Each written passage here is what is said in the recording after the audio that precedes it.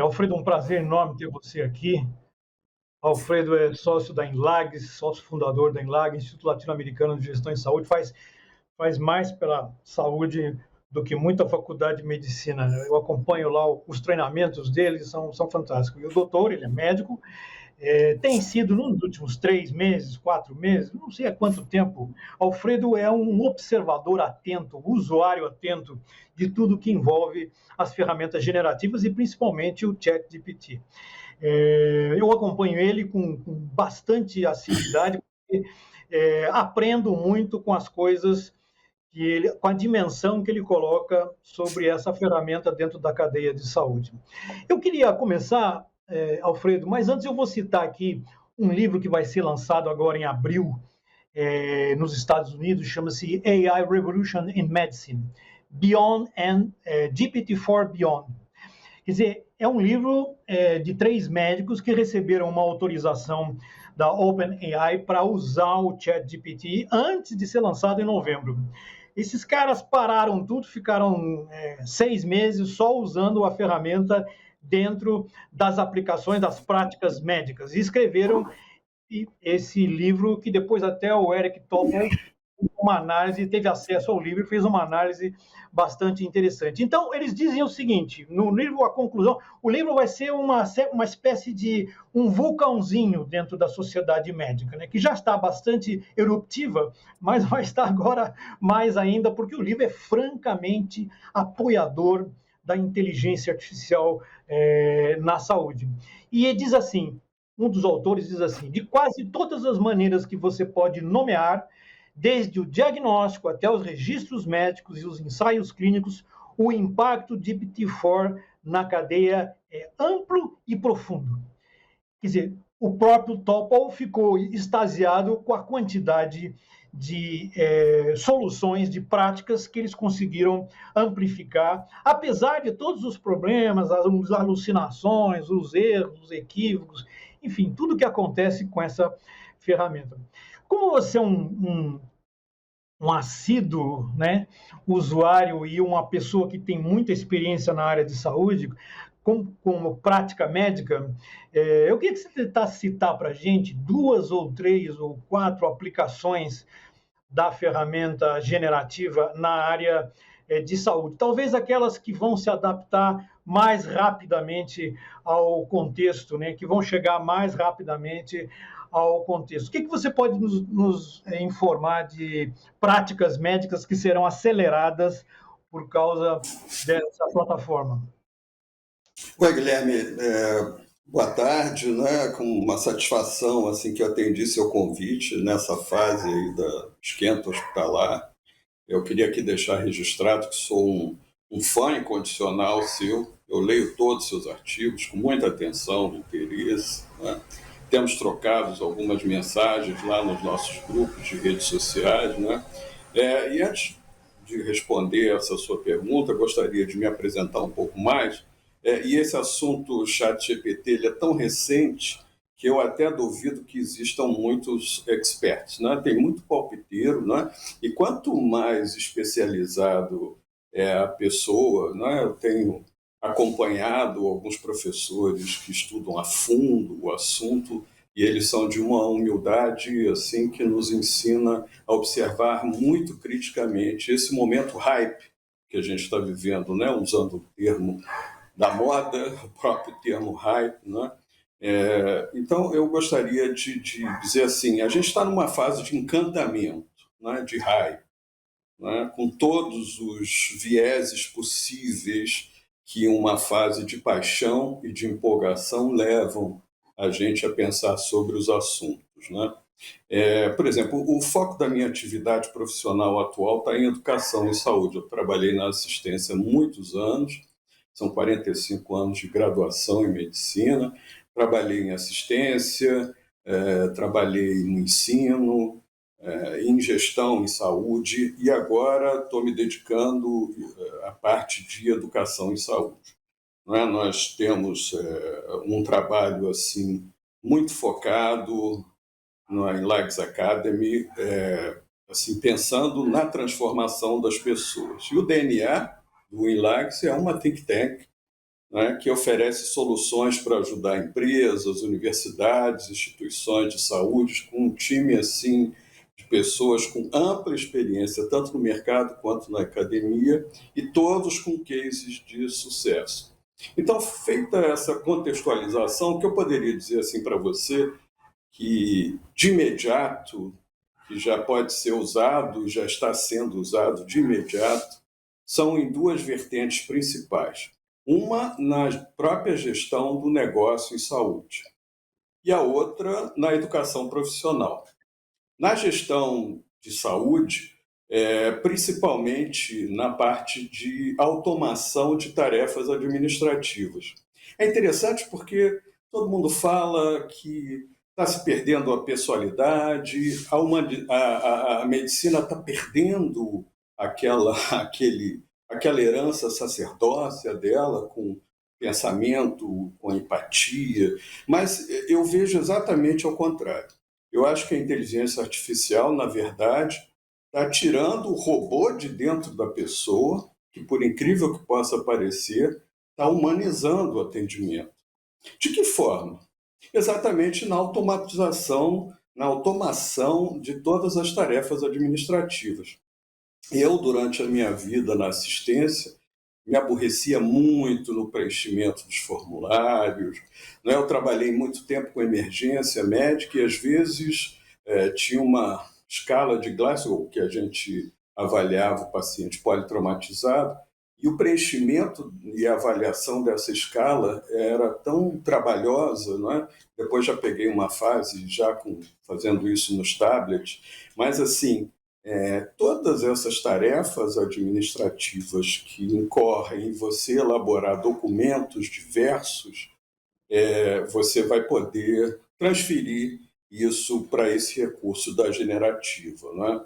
Então, por exemplo, você tem aí elaboração de documentos diversos, com execução de, por exemplo, padrões de fluxo hospitalar na emergência, padrões operacionais, os POPs, na gestão em saúde, e a própria consulta médica, ela seria acompanhada por um aplicativo de inteligência artificial generativa, que após ouvir a conversa entre o paciente e o profissional de saúde, e com o comando do profissional de saúde, queria automaticamente gerar, a partir dessa conversa, um relatório da consulta e com todo o desencadeamento, com o processo de autorização e agendamento do procedimento, fornecendo um resumo do plano de cuidados do paciente, de forma que nenhuma informação importante fique perdida e que se entenda claramente quais são as orientações que o profissional de saúde teria que dar. Então,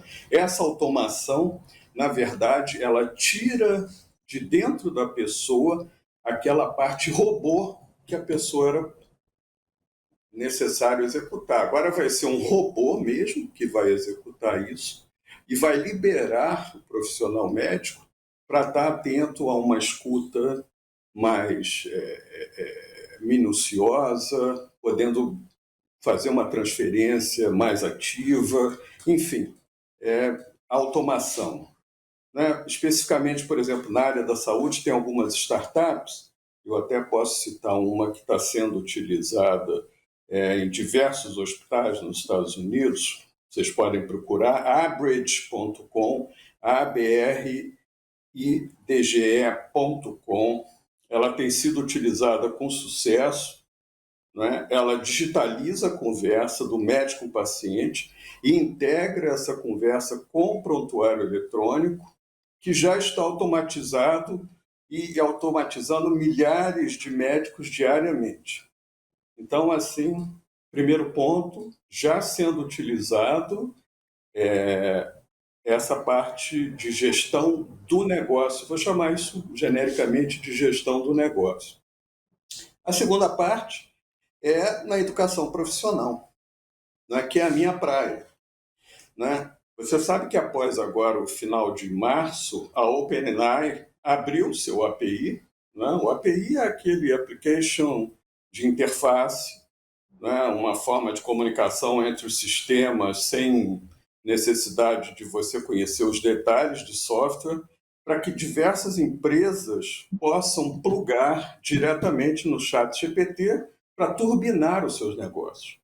Então, a partir do final de março, agora, semana passada, né? Semana retrasada, a OpenAI abriu o API do ChatGPT para as empresas pequenas e médio porte, que vão poder, assim, se expandir com essa ferramenta. A própria Inlags Academy já estamos trabalhando para oferecer aos nossos clientes, universidades, instituições de saúde em geral, que necessitem de um upskill de seus colaboradores, ferramentas de inteligência artificial para que possam, com a mão na massa, com a ajuda da nossa curadoria especializada, traçar seus próprios caminhos, pois a gente entende que a própria força de trabalho e os líderes são melhor do que ninguém para saber quais são as dores e as suas necessidades. Então, na educação, uma ajuda muito grande daquelas instituições que já se plugarem direto com o ChatGPT. Não é? A gente tem uma agilidade, como a Inlags Academy, de um jet ski. Né? A gente é uma empresa ágil, diferente dos grandes conglomerados de ensino que precisam praticamente fazer uma manobra de navio, permitindo executar a nossa estratégia assim, muito pareada com o que está acontecendo. E o que está acontecendo, você sabe muito bem, que é uma velocidade estonteante. Você dorme hoje, acorda amanhã, você já tem alguma publicação, alguma postagem, algum compartilhamento que você fica boquiaberto, né? Então, esse, num primeiro nível, plug direto com o ChatGPT para as instituições de ensino. Isso, nessa segunda parte, entendendo como uma ajuda na educação profissional. Outra coisa bastante interessante, que é um nivelamento relativo às habilidades, né? Nós temos aí mais ou menos 40 mil médicos chegando ao ano no mercado, muitos deles, embora sejam nativos digitais, sem um preparo, sem a experiência, né? Você sabe, Guilherme, que nos últimos 10 anos o número de escolas médicas no Brasil aumentou em 70%. Então, desde a primeira escola de medicina na Bahia, né, fundada, se não me engano, por Dom Pedro, até 2010, de 2010 para cá, nós conseguimos construir quase que o mesmo número de faculdades que existiam até então. Então, assim, vai haver uma necessidade muito grande para que o estudante tenha um acesso de nivelamento de suas habilidades com os mais experientes e usando recursos do ChatGPT. De que forma? Tem uma outra startup, né, que é a Atropos Health, que ela traduz dados médicos em respostas tão facilmente como apertar um botão verde, que são evidências de um mundo real. Né? Ela foi desenvolvida em Stanford e você tem treinado ali, né, nessa ferramenta grandes quantidades de prontuários médicos eletrônicos que foram anonimizados e partes desses aprendem o curso de doença e resposta do tratamento para um grupo de pacientes com características similares. É uma ferramenta de consulta interativa que o clínico pode acelerar suas análises e na sua tomada de decisão. É um tipo de aprendizagem, Guilherme, que está com o paciente no centro do problema e mobiliza concomitantemente os raciocínios cognitivos, probabilísticos, calcado em análise estatística, indutivo, dedutivo e até o heurístico, que é o raciocínio que até contrasta com o algoritmo, né? Então, na verdade, esse suporte de inteligência artificial, estudando vários prontuários médicos com a evolução de vários casos em várias populações, vai permitir com que esse conhecimento seja compartilhado com médicos que estão entrando agora na assistência. Na verdade, vai ser assim como se fosse um esteroide anabolizante na veia desses aprendizes, né? Um Viagra, né? Essa... Hein? Vai ser um Viagra. Quer dizer, eu sempre digo isso. O ChatGPT é um Viagra, porque ele não faz o que você faz, mas ele ajuda você a fazer o que você já faz.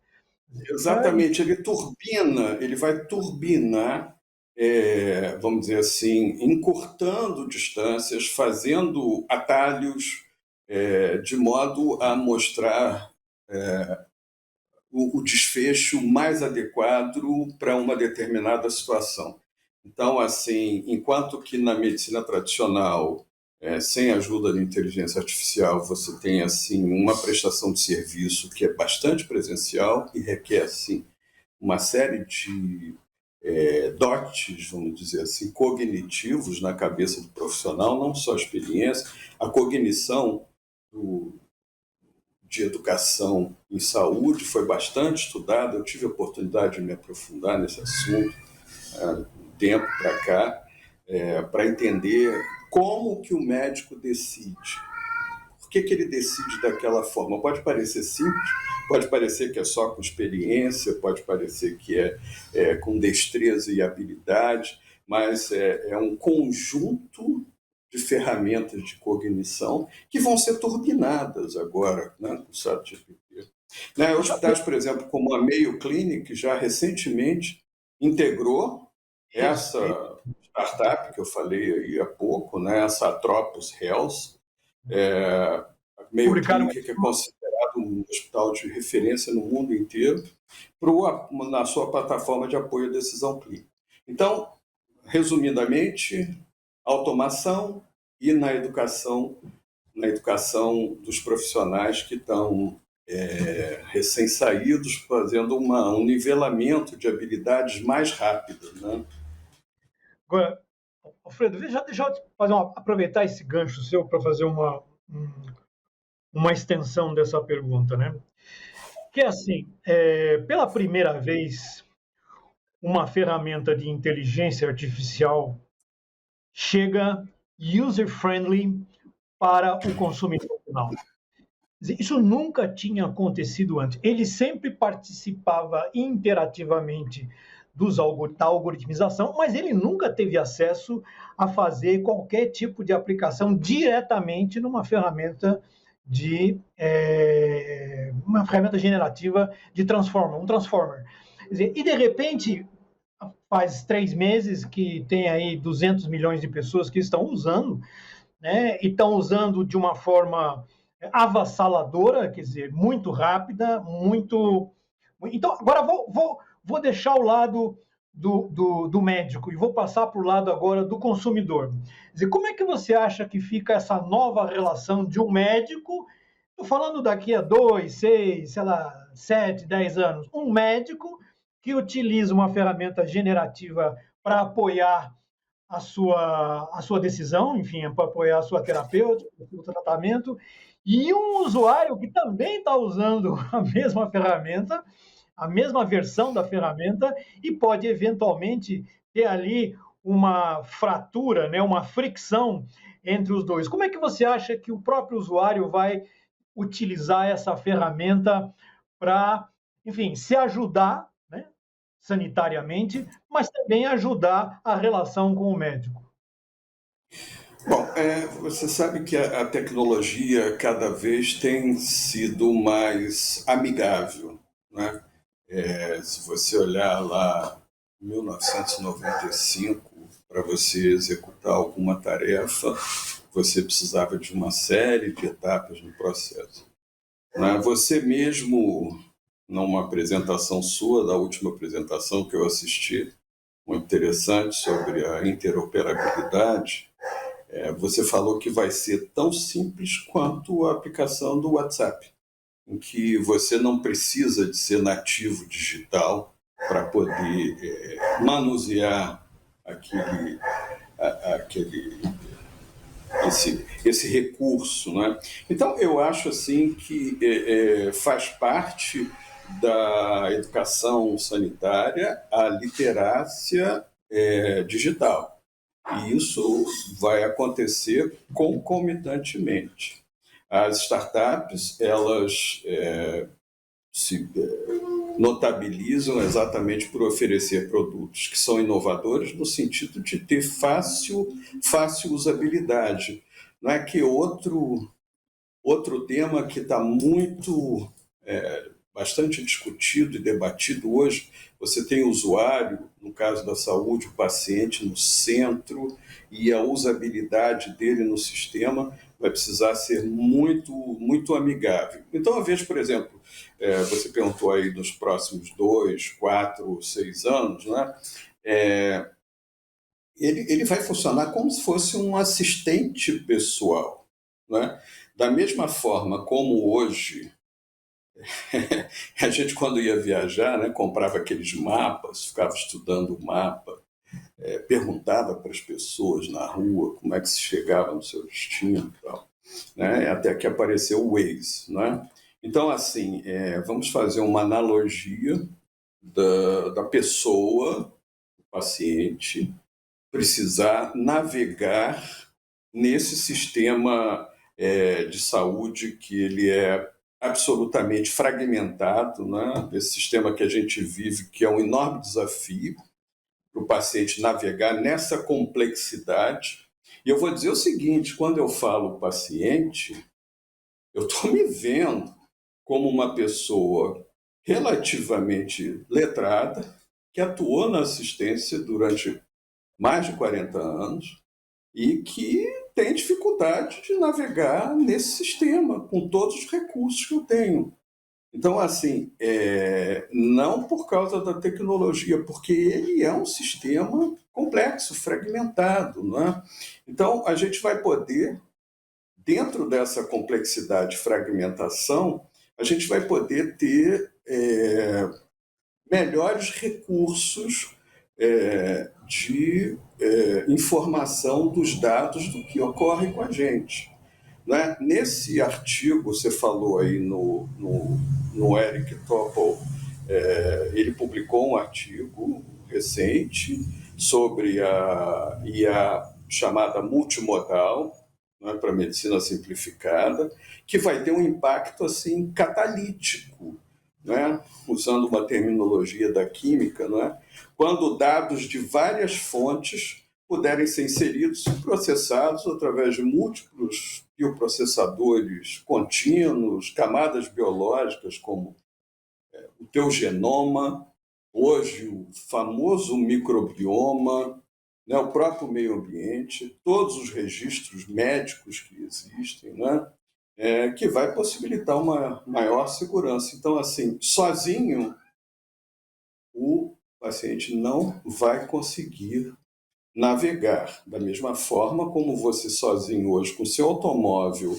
numa cidade em que você não conheça nada, ou mesmo dentro da cidade que você mora, num bairro distante, você precisa do Waze.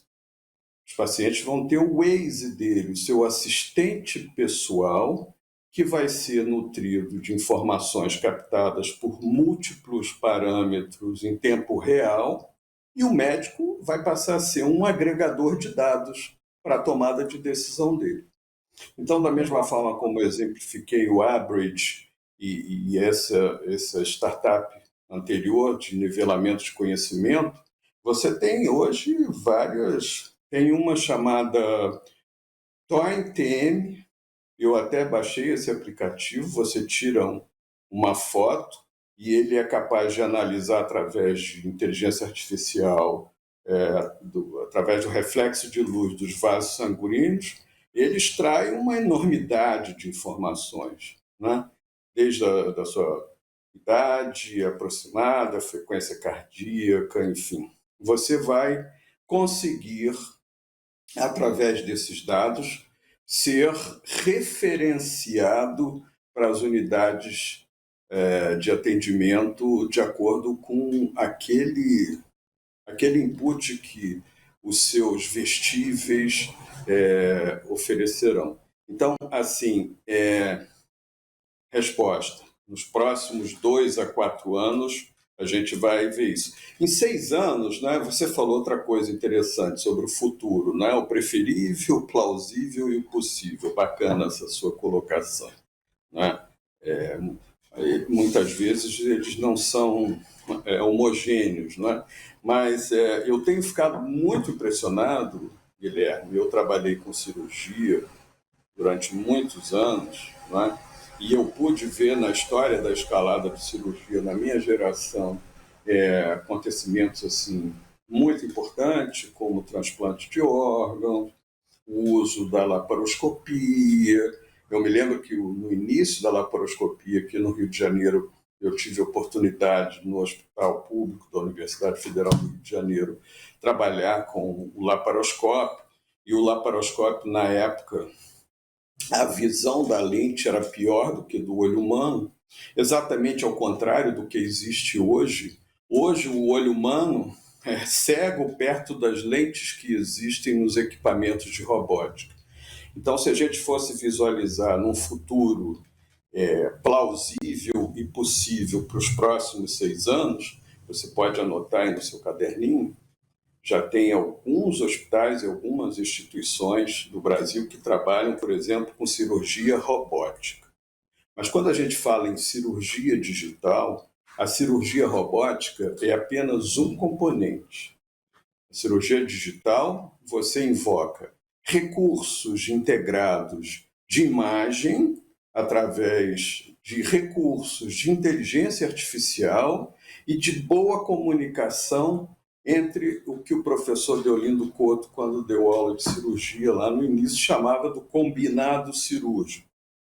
O combinado cirúrgico, a orquestra cirúrgica, ela, digitalmente falando, ela aumentou as capacidades do cirurgião com menos complicações, com menos mortalidade, com menos morbidade. Então, num futuro, num horizonte de 6 anos, você vai ter a cirurgia digital ampliada. Hoje eu sei que aí em São Paulo, o Hospital Albert Einstein tem um serviço de cirurgia digital, que, aliás, eu tenho bastante interesse em visitar. Eu acho que é Ken Jin, que é o chefe de serviço, né? Doutor, médico. Um e-mail para ele apresentando você, fica tranquilo. Ah, legal. É um hospital, a gente sabe, assim, de excelência, não só no Brasil, como no mundo, de referência, né? Mas isso vai estar estendido às outras unidades, porque as pessoas confundem, seu hospital faz cirurgia robótica, então já tem cirurgia digital. Não, a cirurgia robótica é apenas um dos componentes da cirurgia digital. E, Guilherme, sem querer me estender muito, aí já teria, num futuro um pouquinho mais para frente, né? Outro assunto de interesse que eu tenho me aprofundado mais em ciência de dados é a criação de dados sintéticos. Não é? Você sabe que pode usar muito na pesquisa em inteligência artificiais os chamados dados sintéticos, né? Que eles vão superar temas relacionados à privacidade, à dificuldade de se compartilhar dados, que no setor de saúde é muito sensível, ou até mesmo a falta de dados, né? Para pesquisar suficientemente algumas doenças raras, enfim, criação de dados sintéticos. E, finalmente, o uso da IA generativa, que nesse artigo do Eric Topol ele falou bastante sobre o desenho das proteínas humanas com determinadas estruturas em 3D, que é AlphaFold. Né? Isso. Então, isso aí. Isso é a área dele, ele está muito animado com isso, tá? Ele está extasiado com... Eu tenho uma outra área que eu acho que vem muito rápido, Alfredo, que é a interação medicamentosa. Como os bulários hoje estão totalmente acessíveis, você pode acessar o bulário de qualquer coisa, em qualquer lugar, de qualquer medicamento, de qualquer...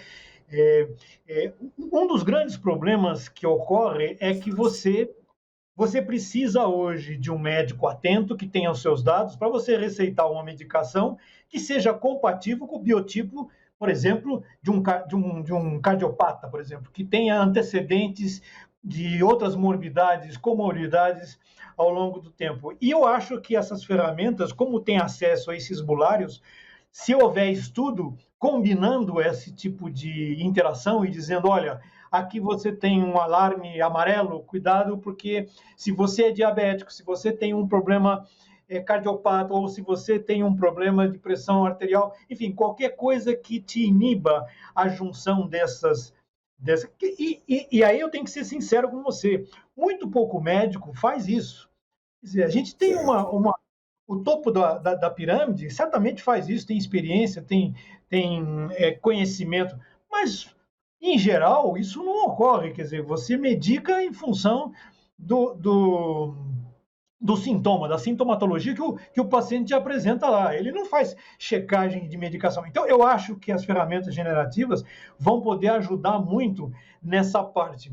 E agora, em fevereiro, Alfredo, em fevereiro, os pesquisadores da Universidade de Maryland, da Escola de Medicina de Maryland, eles criaram um conjunto de 25 perguntas relacionadas a conselhos sobre o que fazer, como fazer o exame de câncer de mama. Foi uma coisa muito interessante. E eles deram essas 25 perguntas para o chat responder. E também deram para um grupo de médicos especializados nessa área, né? E a conclusão foi assim: descobrimos que o ChatGPT respondeu as perguntas corretamente 88% das vezes, o que é incrível, disse o autor correspondente do estudo, Paul He, é um médico, professor assistente de radiologia diagnóstica e medicina nuclear. Quer dizer, quando você sai, como você falou, da automação, que é legitimamente a primeira a incorporar esse tipo de ferramenta, a educação, que seguramente vai incorporar em paralelo, a interação medicamentosa e muitas outras áreas, né? Você tem a tentação, Alfredo, é uma tentação natural, é orgânica, de falar, bom, mas e como é que eu faço o diagnóstico? Um grande problema hoje da cadeia pública no Brasil é diagnóstico. O tempo de média de uma consulta do SUS hoje é 12, 13 minutos. Quer dizer, e você não tem agora começa a ter alguma coisa com o eSUS, que é uma ferramenta razoavelmente bem desenhada e começa a ser usada. Mas até então, você tinha pouca, nem o CID você tinha eletrônico para dar esse tipo de coisa. Então, eu suponho que quando houver uma ascensão maior da cadeia pública, né, com essas ferramentas, não sei se vai haver ou se não vai haver, isso pode ser imediatamente adequado e utilizado, né? Eu queria fazer uma outra pergunta para você, que envolve um pouco do choque do parâmetro regulatório, do parâmetro legal, do parâmetro ético, bioético, que a ferramenta, no momento, está sendo bombardeada por principalmente pela grande mídia, que parece que só acha isso agora para usar como ferramental.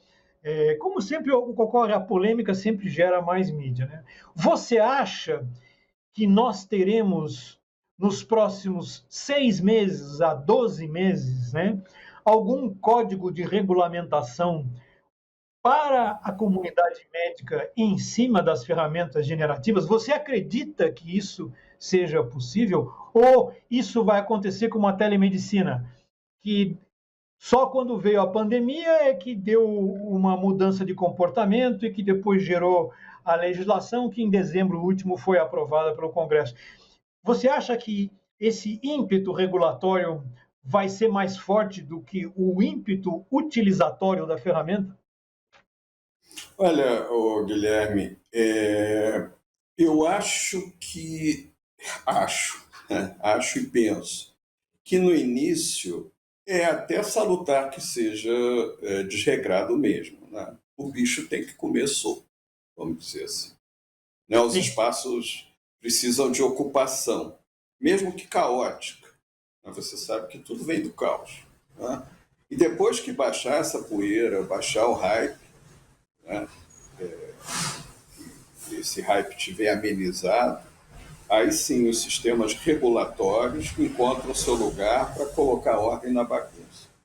A regulação ela é importante para que você possa separar o joio do trigo, para que você possa separar a boa ciência da informação inútil, né? Então, você precisa de regulação para aprovação de determinados tipos de vestíveis, por exemplo, né? De você fazer pesquisa observacional com um volume grande de casos para você poder validar determinados recursos que vão poder transformar aquela consulta, porque as pessoas acham que a saúde se dá na consulta médica, né? Durante os 15 minutos da consulta médica. E nos outros 364 dias do ano? A consulta só ocorreu ali? A consulta só ocorreu no hospital? Não. Na verdade, o que você tem ali na consulta e no hospital é uma fotografia da situação.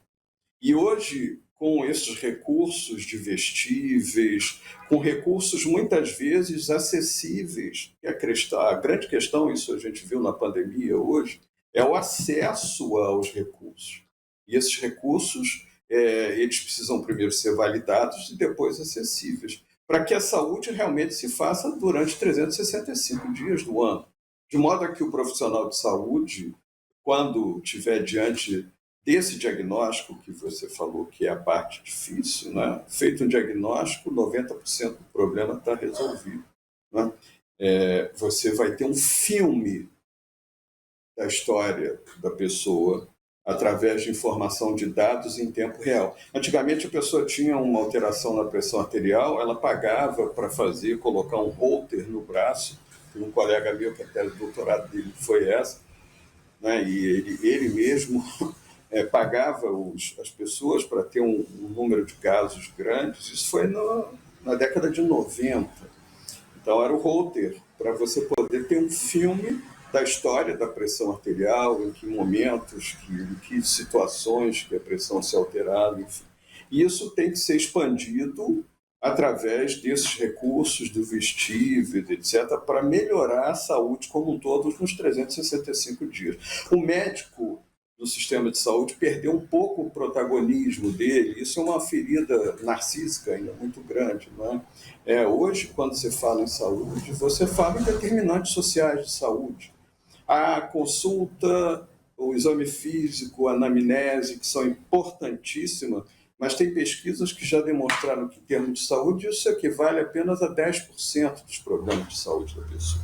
Os outros 90% têm a ver com determinantes sociais, com causas ambientais. Isso tudo você pode captar informações de modo que você efetivamente pode ajudar as pessoas, né, de uma forma mais efetiva. E eu espero assim que o sucesso, né, você que é um futurólogo, um futurista, uma pessoa que gosta de conversar sobre o futuro, de especular, de pensar, usar a capacidade máxima de reflexão e projeção, de planejamento, que são as áreas mais nobres da função cerebral de uma pessoa, você vai concordar comigo que, assim, a acessibilidade é o grande empecilho ao progresso disso, porque você precisa de um número grande de casos, né? Então, assim, do ponto de vista técnico, a academia está aí brigando, está vendo, e do ponto de vista político, que eu entendo que é o político, que é a acessibilidade, você poder permitir um grande número de pessoas, né? Eu acho assim, Alfredo, eu acho que, por incrível que possa parecer, e no andar da jornada, da caminhada pela frente, eu acho que a ferramenta de inteligência artificial, principalmente as generativas, vão resgatar o papel do médico. Olha que loucura! Ao invés de, como você mesmo disse, vão resgatar, porque e isso é muito natural, por quê? Porque no meio dessa, primeiro no aspecto regulatório, legalmente o médico é o responsável. pode inventar qualquer ferramenta. No final, o atestado que você for dar, a prescrição médica, isso é assinatura do médico, é o único documento legal que importa para a legislação, seja nacional, seja internacional. Então, o médico vai ter que fazer parte dessa regulação, dessa. Então, caberá a ele sempre um papel protagonista no avanço de qualquer haverá um papel especial para ele. Deixa eu te fazer uma última pergunta, que o nosso tempo está acabando aqui. Eu queria que você resumisse esse teu diálogo, mas agora falando eminentemente, não como observador, mas como médico. Você é um cara otimista em relação ao que vem pela frente? Quer dizer, você sente que há um revigoramento da profissão médica, da academia médica, da comunidade médica, por causa desses avanços fantásticos que a gente está vendo? Olha, Guilherme, eu sou otimista, não aquele otimismo tóxico, né? Otimista a qualquer preço, né? Que é um otimismo que ele envenena mais do que ele ajuda. Eu vejo com certo ceticismo e recentemente na SXSH em Austin, no Texas, o presidente da OpenAI falou isso: vocês devem ter muito ceticismo em relação à ferramenta do ChatGPT. Vocês devem olhar sempre com uma visão crítica e as pessoas não devem ter medo de ter suas profissões substituídas. Elas não serão substituídas. Na verdade, as pessoas que tiverem conhecimento em inteligência artificial são as que substituirão as pessoas. Então, as pessoas serão substituídas à medida em que elas tiverem os seus skills aumentados. Mas eu sou otimista, sim. Eu acho que essa resistência sempre ocorre no início de qualquer inovação, né? Todas as possibilidades de inovação e disrupção, é natural que as formações intrinsecamente resistam, né? Faz parte da estrutura de uma formação, é a resistência sobre si própria.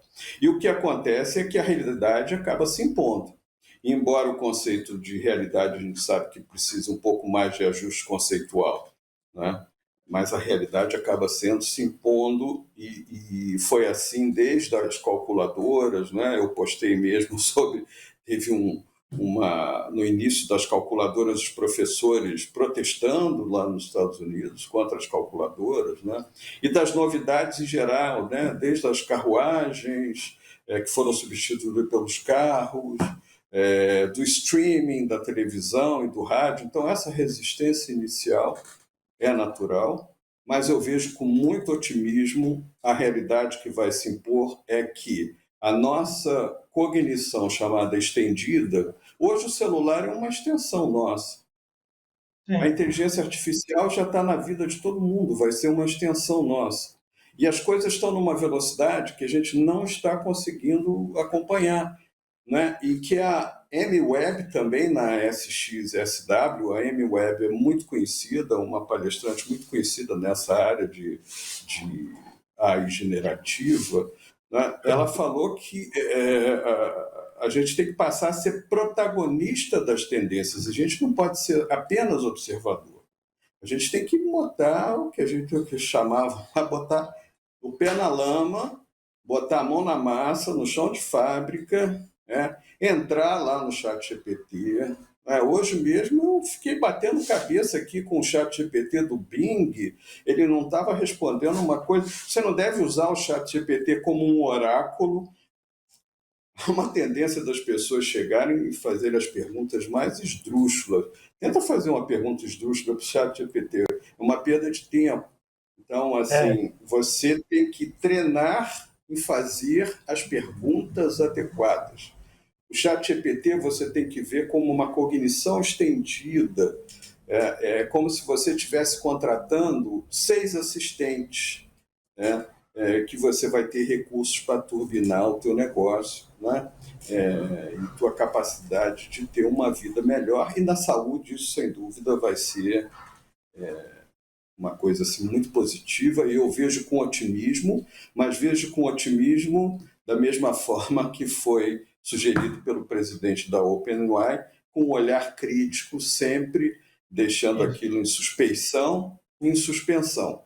Né? Você não deve entrar na onda do hype, porque às vezes essa onda, né, quem é aqui do Rio de Janeiro vai entender. Né? Você tem as ondas calhau para você surfar ou para descer, jacaré, e tem aquele caixotão. Né?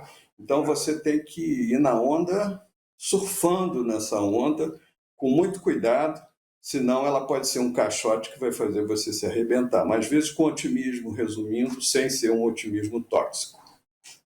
Maravilha. E você tem um papel importante porque você é um influenciador e cada vez mais vai ser importante caber aos influenciadores esse papel de separar a toxicidade do otimismo, do hype, da visão, resultados imediatos, enfim. Alfredo, obrigado pela tua participação, agradeço Poxa, muito, foi uma satisfação generosidade grande. enorme. Eu vou terminar aqui a nossa conversa com uma observação do jornalista Roger Cohen, articulista do New York Times, que ele fez sobre essa confusão do ChatGPT. Ele disse assim: deixem seus desejos respirarem, observem com paciência, ouçam através dos silêncios, observem o futuro, olhem além da próxima esquina, confiem no alvoroço da intuição, escutem o murmúrio do universo, liberem a sua imaginação, sigam a bússola de seu coração, esse grande demolidor da sabedoria convencional, e rumem ao desconhecido. Grande abraço, Alfredo. Obrigado por tudo. Um abraço. Amanda, você. Abraço, Obrigada, Guilherme. Até logo, Guilherme. Amanda. Alfredo, obrigada. A gente recebeu 2 perguntinhas, dá tempo de eu fazer rapidinho aqui para vocês? Tá bom. O Vitor Alvarenga, ele fala: eu acho muito bom que a inteligência artificial está cada vez mais inserida na sociedade e não é diferente na área da saúde. Mas como se defender das possíveis fake news que o próprio chat muitas vezes entrega? É aí que entra o conhecimento e a experiência do profissional que está usando a ferramenta. Aí, se vocês puderem responder rapidinho, e daqui a pouco eu volto para fazer a segunda e a gente encerra de vez.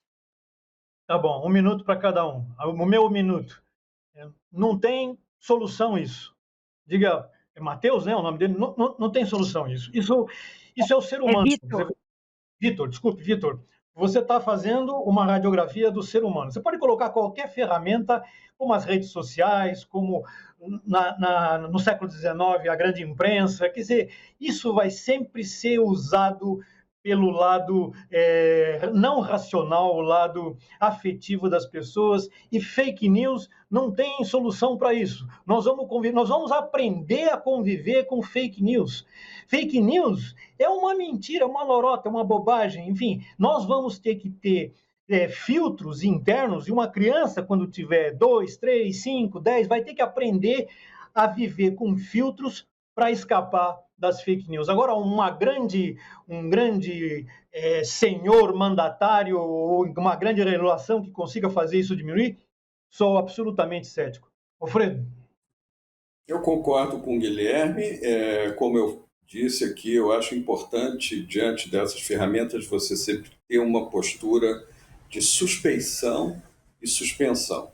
Por exemplo, tem se falado bastante no chat GPT, mas eu acho muito difícil que a base de dados do Google, por exemplo, né, as informações geográficas, informações de compras que ele tenha deixado de ser uma fonte de pesquisa importante. Né? Então, você precisa ter sempre um olhar crítico. Isso que o Guilherme falou, isso faz parte da humanidade. É a maçãzinha lá da serpente que ofereceu para o Adão lá no início. Né? Isso. O mesmo Adão e Eva está conosco aqui todo dia. Tá lá Amanda. o formato. Perfeito. E agora a última pergunta para encerrar. O Matheus, ele parabeniza você, Alfredo, pela entrevista, enfim, pela contribuição. E ele pergunta: você acredita que a inteligência artificial terá dificuldades para se instalar no Brasil devido ao nosso código de ética médica? ética médica, o CFM deveria começar a discutir isso em nosso código, no sentido probabilístico de assertividade diagnóstica versus a máquina? Excelente pergunta, Matheus. Você, veja bem, pouquinho antes, em 2019, pouquinho antes da pandemia, teve uma portaria do CFM criando uma série de óbices sobre a telemedicina. Aí, de repente, surgiu uma pandemia, foi declarado pandemia no início de 2020 pela OMS, e houve um atropelo da telemedicina que foi assim acelerada em pelo menos 10 anos do que se fosse seguir os caminhos regulatórios. Então, eu acho importante que as cabeças pensantes dos conselhos de classe começassem a pensar e refletir sobre a necessidade de estar consentâneo com essas novas ferramentas e tentando ao máximo ser crítico, mas não deixando com que a crítica impeça o desenvolvimento. Da mesma forma, não vou me estender, que essa carta desses grandes próceres tentando impedir o desenvolvimento pelos próximos 6 meses das pesquisas. Então, assim, é a mesma coisa. Tomara que o Conselho Federal de Medicina, os conselhos de classe da área da saúde, pensem e estimulem para que os nossos mandatários e os nossos legisladores possam conversar sobre esse assunto que é importantíssimo. Não vamos esperar que aconteça outra pandemia.